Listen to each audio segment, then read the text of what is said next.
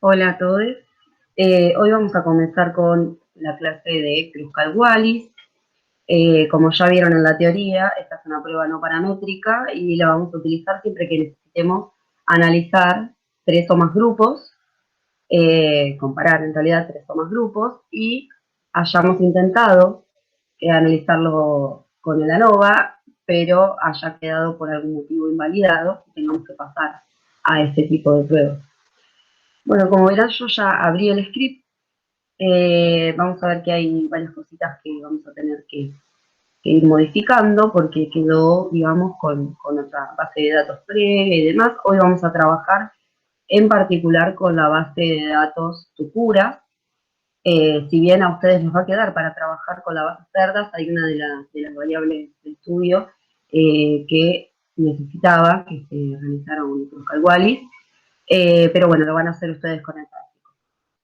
Por lo pronto vamos a comenzar llamando a la librería Agricolae, que de todas formas, ahora que me doy cuenta, ya estaba tildada manualmente. Lo siguiente que vamos a hacer, como siempre, es cambiar la ruta de acceso por nuestra ruta de acceso,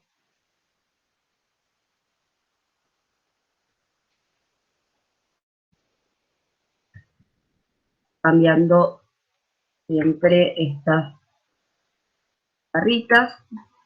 Esto lo hago rapidito porque esto ya lo hemos aclarado en varias oportunidades, pero bueno, para no perder la costumbre lo voy haciendo con ustedes.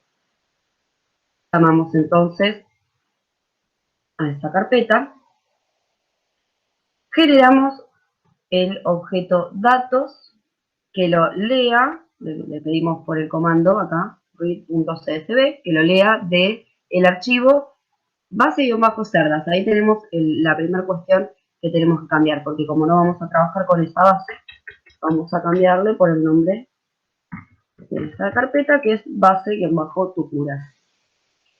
Ahora sí, generamos el objeto con esta base de datos. Bien. Observamos que acá ya nos aparece que los datos que tenemos son 80 observaciones y 6 variables. Vamos a poner ahora, fijar cuál va a ser nuestra variable de estudio. La variable que vamos a trabajar hoy es distancia de movimiento. Si recuerdan, era una de las variables que nos había quedado inconclusa.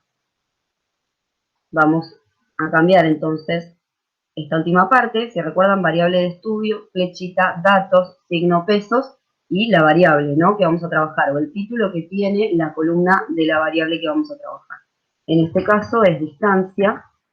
Fíjense que cuando yo lo estoy escribiendo acá, como ya le cargamos la base de datos que vamos a usar, me da la sugerencia. Directamente cliqueo ahí. Y como factor, en realidad, as factor, entre paréntesis, datos, signo, pesos, y cómo se llama lo que nosotros tenemos como grupos. En este caso justamente se llama grupos, así que vamos a cambiarlo, porque en la base de las cerdas se llamaban criaderos. En este caso, grupos. Fíjense que también me lo sugiere. Perfecto.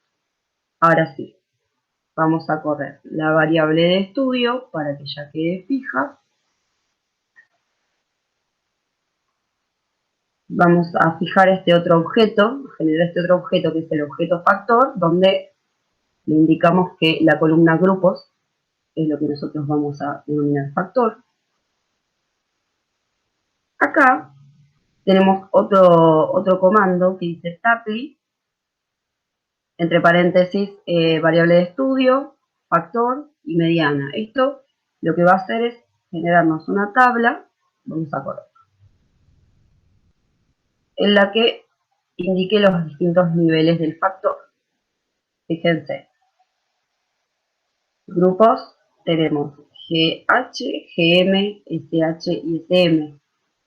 Recordemos que hablábamos de gregarios, hembras gregarias, machos gregarios, hembras solitarias y machos solitarios. Y de cada uno de esos grupos lo que nos indica es cuáles son sus medianas. Recordemos que en Kruskal-Wallis lo que se compara son las medianas de cada grupo. Bien. Una vez que tenemos ya acá, incluso acá este resumen, vamos a pasar a realizar el análisis ya en particular, ¿no? Para ello le vamos a poner como nombre red-kw, que es Kruskal-Wallis, y el comando va a ser Kruskal, entre paréntesis, la variable de estudio, el factor y, en particular, en este tipo de pruebas en R, se calcula también la prueba post-hoc, Bonferroni. Vamos a correr todo esto.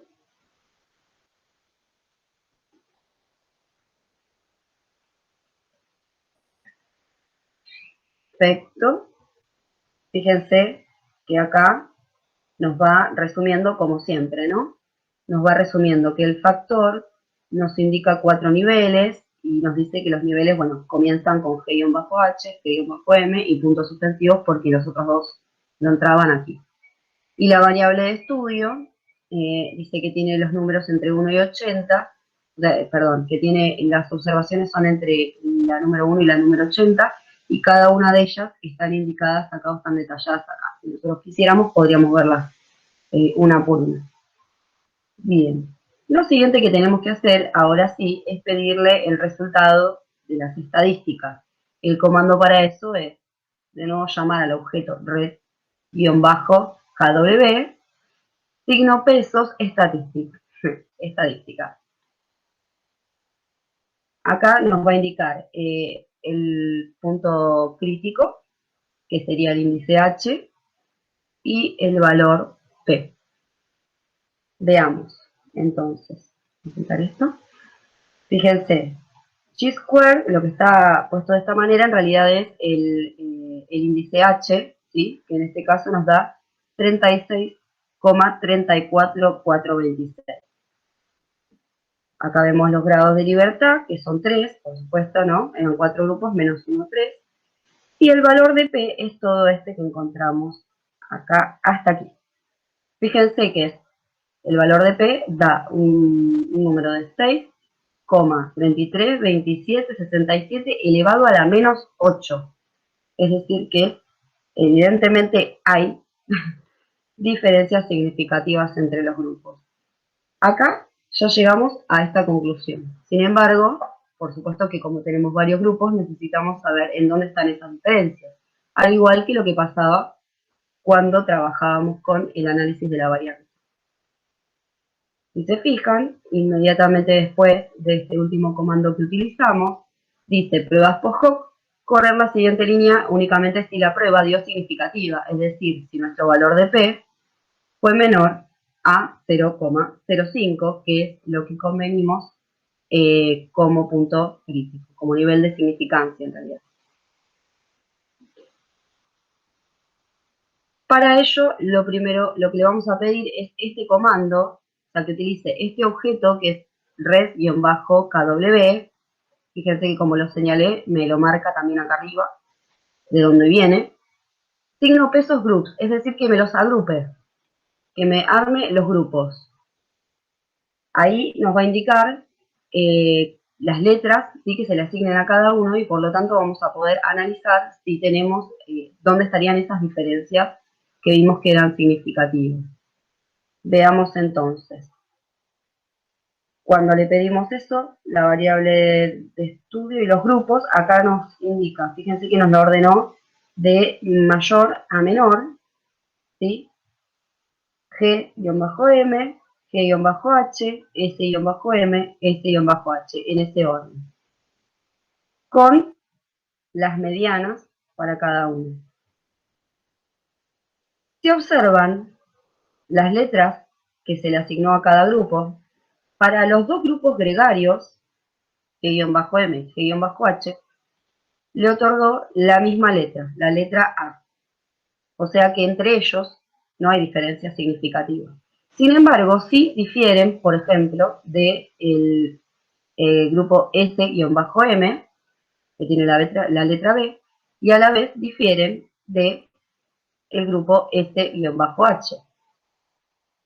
En ambos casos, Los grupos gregarios son significativamente mayores que S-M y que S-H.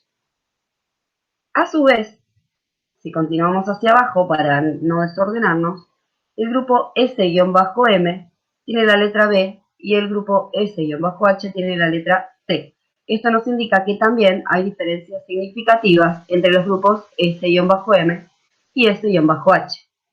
En particular, el grupo S-M es significativamente mayor que el grupo S-H. Y esas serían nuestras conclusiones. Hay, digamos, varias cuestiones, entonces, como conclusión. Ya no es una conclusión cortita. Lo que deberíamos concluir en este punto es que los grupos gregarios son significativamente mayores que los grupos solitarios, ya sean machos o hembras, y que a su vez el grupo solitario machos es significativamente mayor que el grupo solitario hembras. Esa sería la conclusión de nuestro análisis con Kruskal-Wallis y su prueba post-hoc, en este caso, Bonferroni. Bueno, con eso estaríamos concluyendo. Sin embargo, quiero mostrarles que podemos ver esto gráficamente. Bueno, acá deberíamos cambiar, fíjense, de nuevo tenemos un box plot entre la variable de estudio y el factor, en relación al factor, donde le pedimos que en el eje de las X ponga, acá quedó criaderos por la otra base de datos, vamos a cambiarlo. En este caso no se llama criaderos, sino se llama grupos. Y en el eje de las Y, bueno, esto quedó también de la otra base de datos, vamos a cambiarlo. Lo que estaríamos analizando acá sería distancia movimiento. Ahora sí, vamos a ver este gráfico de cajas y bigotes. Observen acá. Ambos grupos gregarios tienen esta línea gruesa que dijimos ya anteriormente, que es la mediana. No se alejan una de la otra, si bien por supuesto no son iguales. No existen diferencias significativas entre estos dos grupos. Sin embargo, los dos grupos son significativamente mayores que los grupos solitarios, ¿sí? S-H y S-M. A su vez, S-M vimos que era significativamente mayor que S-H. Y esto lo podemos observar aquí. Su mediana se encuentra en este lugar y la mediana de S-H se encuentra en este otro lugar. Quizás acá no es tan notoria la diferencia y si nosotros solamente lo viéramos sin realizar el análisis correspondiente, es decir, esta prueba post-hoc Bonferroni, quizás esta diferencia como significativa no la notaríamos.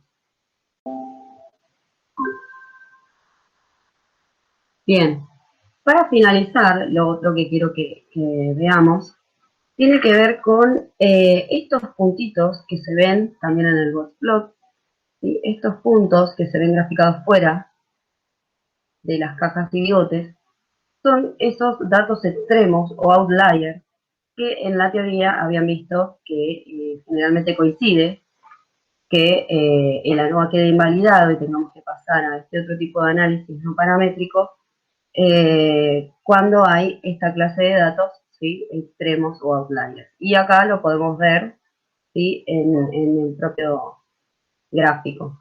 Así que bueno, con eso entonces, ahora sí, finalizamos y cualquier duda nos pueden escribir ahí mismo en el aula del Classroom.